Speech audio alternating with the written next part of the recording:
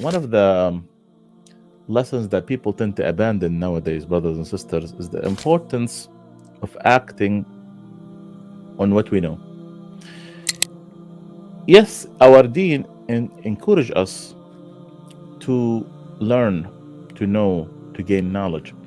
But is the intent here is for us to gain that knowledge and we stop? Or we act on that knowledge, implement that knowledge, follow the steps of Sayyidina Muhammad sallallahu alayhi wasallam. Not to ask too many questions. And that's another thing. Yeah. Allah subhanahu wa ta'ala, brothers and sisters, He said, يَا أَيُّهَا الَّذِينَ آمَنُوا لا تسألوا عن أشياء إن تبد لكم تسؤكم. Oh, you believe, don't ask about things that if you ask about it, it would cause you more issues. It would possibly cause you more harm, you know. And that's what the people in the past, يعني for people of Bani Israel, Allah subhanahu wa ta'ala talked about. قد سألها قوم من قبلكم فأصبحوا بها كافرين.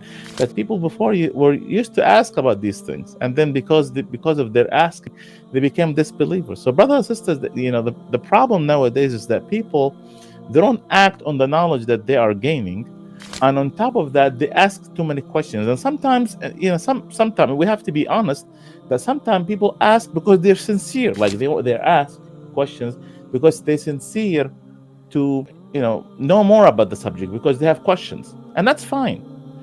But the problem here is that people sometimes ask for possible different reasons. Sometimes people, like I said, they could ask because, for instance, they want to know more. They sincerely want to know more, and that's fine.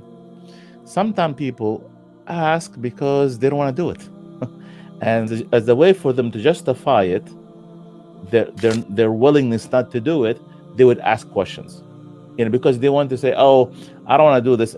Deep inside of them, they would say, "I don't want to do this, so therefore I'm going to ask, what about this or what about that, or how can I do this and how can I do that?"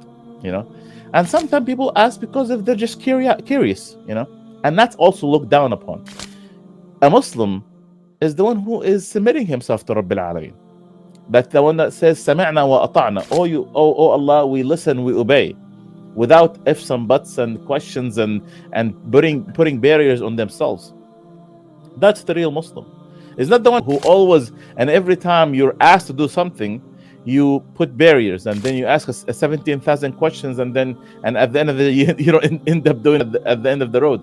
So that's the problem here. And Allah subhanahu wa ta'ala have talked about how the prophets in the past, they said, قُلْ مَا أَسْأَلُكُمْ عَلَيْهِ مِنْ أَجْرٍ وَمَا أَنَا مِنَ الْمُتَكَلِّفِينَ. Yeah, prophets, some of the prophets said, I'm not asking you, I'm not asking you for a reward. No, I'm asking you to do something that is overwhelming. So that's the intent here. The intent here is not to ask too many questions and not for you to overbear yourself.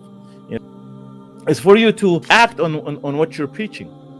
وَمَا أُرِيدُ أَنْ أُخَالِفَكُمْ إِلَى مَا أَنْهَاكُمْ عَنْهُ وَإِنْ أُرِيدُ إِلَّا الْإِصْلَاحَ مَا اسْتَطَعْتُ. The issue here, as some of the prophets have narrated in the Quran, that I'm not going to do the opposite of what I'm asking you to do. And that's the problem. You ask people to do certain things, and what they end up doing, the opposite, or they don't do it at all.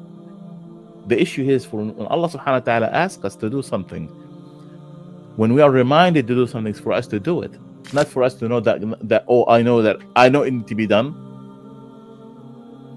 I know you need to be done, and then you stop there.